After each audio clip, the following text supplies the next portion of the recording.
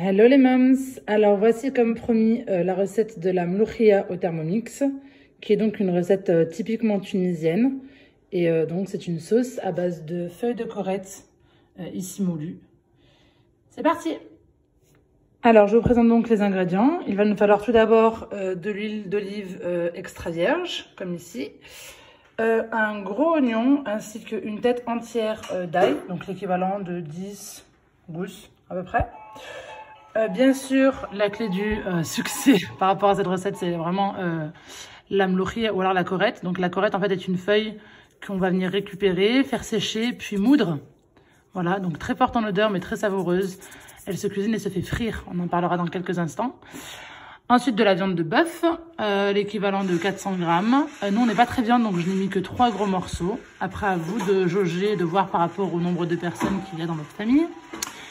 Et ensuite, c'est parti pour les épices. Donc, il nous faut beaucoup de coriandre séché ou de table, une cuillère à soupe, une demi-cuillère à soupe de ras el hanout ou de 4 épices, 4 feuilles de laurier ou de rand, une demi-cuillère à café de gingembre et une cuillère à café de paprika ou piment fort. Et enfin, pour terminer, une cuillère à café de concentré de tomate. Donc ce sont ces épices qui vont venir donner de la saveur à la viande en particulier, puis au plat en général. Alors, je commence ma recette tout simplement par venir hacher l'oignon et l'ail. Donc un oignon est l'équivalent d'une tête d'ail en Thermomix.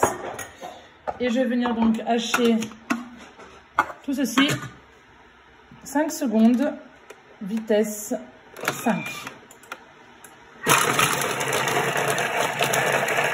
Alors, je viens du coup mettre mon oignon et mon ail haché de côté et réserver. J'en aurai besoin pour la suite de ma recette, pas tout de suite.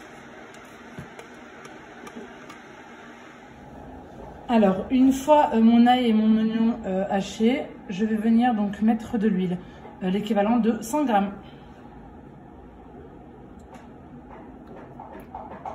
100 grammes d'huile d'olive, donc il faut beaucoup d'huile d'olive parce que là en fait on va venir faire frire la feuille de corette moulue. Et donc c'est parti pour faire chauffer cette huile.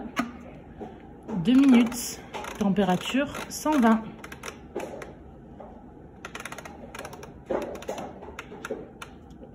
Et mijotage, et je vais bien couvrir. Donc, tandis que mon huile est en train de cuire, je vais venir donc mettre de l'eau dans une bouilloire et faire chauffer cette eau qui va venir en fait fluidifier ensuite la sauce de la mloukhia.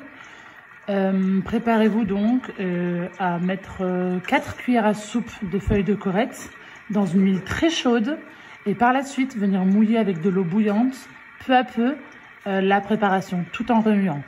Donc, je vous montre à l'instant.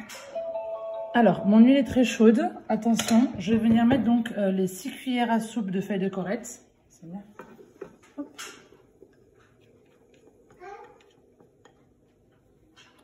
Je remets le couvercle.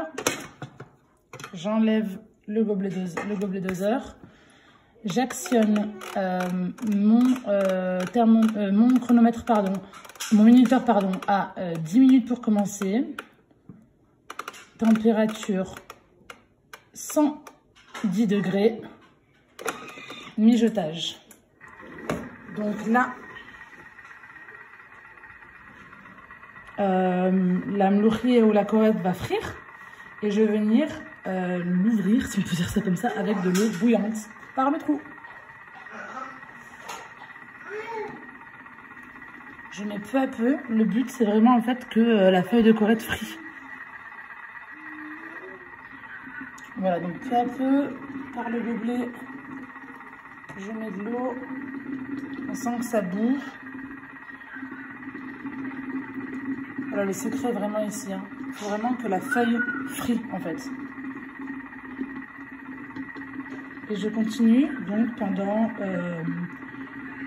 10 minutes, tout doucement, petit à petit, pour mettre l'équivalent pour l'instant de 400 grammes d'eau maximum.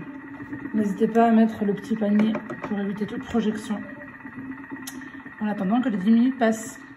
Alors, bien faire gaffe que la préparation ne crame pas, bien sûr. Donc, continuez de bien mettre de l'eau, regardez un peu dans le fond. Alors, je ne sais pas si je peux bien vous montrer.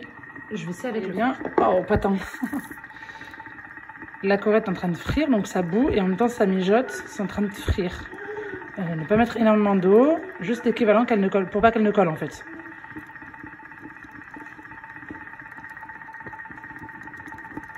Alors, 10 minutes plus tard, et après beaucoup d'attention, hop, je viens voir un peu le résultat. Donc, il y a déjà l'odeur qui est dégagée et on voit qu'il y a encore un peu de grumeaux. Donc, je vais venir mettre de l'eau. Alors, pour que ma mloukhia soit fluide, ce plat, en fait, ne cesse d'être mélangé. Donc, nous, l'avantage du Thermomix, c'est qu'il mélange tout seul. Et je rajoute en plus le fouet pour que ça mélange tout et qu'il n'y ait pas de grumeaux avant de mettre mon eau. Allez, je rajoute donc mon eau qui est encore chaude, hein, jusqu'au niveau 1,5.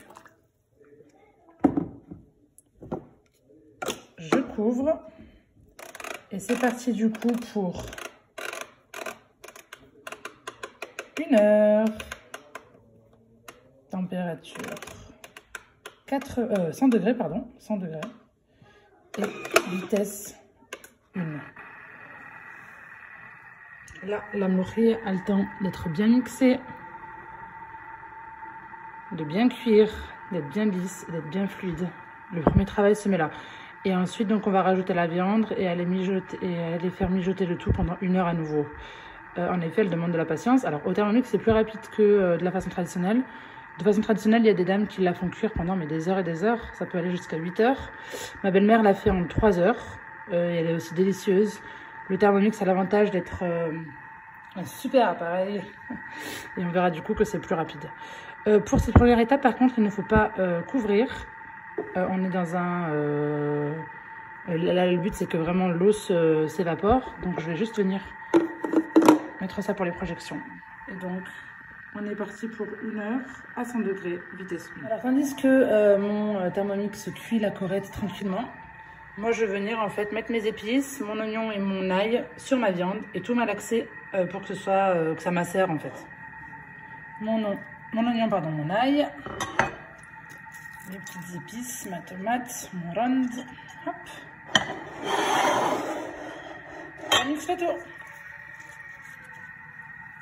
Alors pendant ce temps-là, n'hésitez pas à constamment vérifier votre sauce. Il faut vraiment qu'elle reste liquide et qu'il n'y ait pas de grumeaux, qu'elle soit pas en manque d'eau pendant donc 1 heure. Et ensuite, on viendra mettre donc cette préparation et faire cuire à nouveau 1 heure, mijoter, sauf que ce sera à couteau inversé par rapport à la viande et aux petits légumes.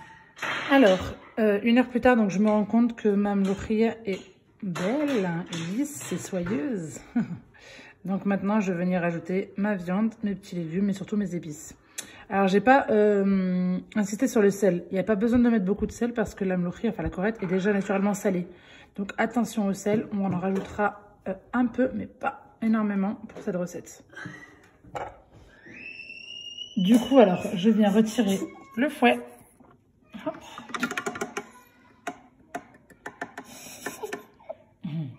Et je vais venir du coup mettre ma viande, mes légumes et mes épices. Exactement. Donc je rappelle pour le coup, donc la viande avec un oignon et une tête d'ail qu'on avait déjà préalablement hachée, une demi-cuillère à café une cuillère à café de concentré de tomate, les épices qui étaient donc une cuillère à soupe de table, une cuillère à café de ras el hanout, une cuillère à café de paprika ou de piment fort, et voilà. Et bien sûr, une petite feuille de laurier.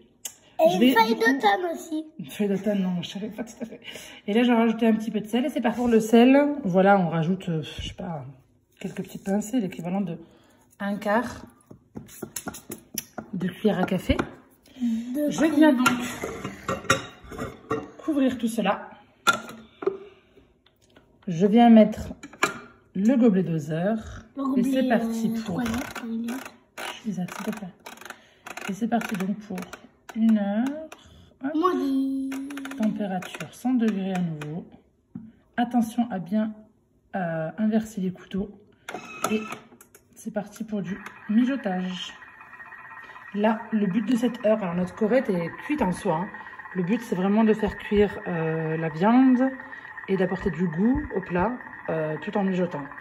Donc, je répète, 1 heure, 100 degrés, vitesse mijotage, inversé, plutôt inversé pour la viande. Alors, mon heure est passée du coup. Je vais venir vérifier ma moulokhia. Alors, je monte, hop. À ce stade, tout a bien pris. Sauf que je me rends compte que ma viande n'est pas tendre encore. Et c'est aussi, donc, après les 1 heure, il faut regarder en fait la texture. Et là, je me rends compte qu'elle est un petit peu épaisse. Donc, je vais venir rajouter un petit peu d'eau et remettre à nouveau 1 heure. C'est parti. Alors, en effet, le secret de cette recette, c'est que ça mijote pendant vraiment longtemps. Donc, 32 heures, par exemple. Eh oui, 32 heures. Alors. Ou 15 heures. Ou 15 heures, ça sera mieux. 15 heures, c'est un peu trop mon cœur. Donc, 1 heure à 100 degrés, sans s'inverser. Et mijotage. C'est reparti pour la dernière heure. Et après, on pourra savourer tout ça avec du bon pain chaud. Alors, la cuisson est donc terminée. Je regarde ça. Stop. Donc, il faut... Alors, on se rend compte que la moulokhia est prête quand l'huile, en fait, est au-dessus. Vous voyez, là-dessus? Au-dessus du plat. Là, c'est-à-dire qu'elle a cuit. Si vous voyez que l'huile est encore mélangée, c'est qu'il faut bien rajouter une petite demi-heure de plus de cuisson.